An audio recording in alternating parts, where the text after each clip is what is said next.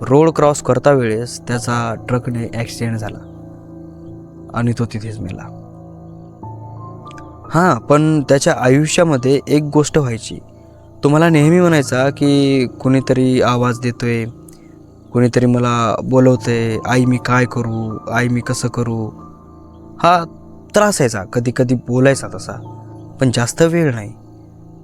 आणि ज्या वेळेस तो वारला त्याच्यानंतर तर काही विषयच नाही.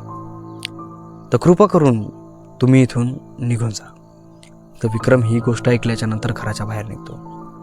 घराच्या बाहेर निघाल्याच्या नंतर थोडा दूरपर्यंत चालता त्याच्या कानावर आवाज पडतो, विक्रम तुला इथे यायचंय? तुला माहिती आहे ना मी कोण बोलतोय? सुरेश. अरे मी इथे एकलाच आहे यार, मला करमत नाहीये.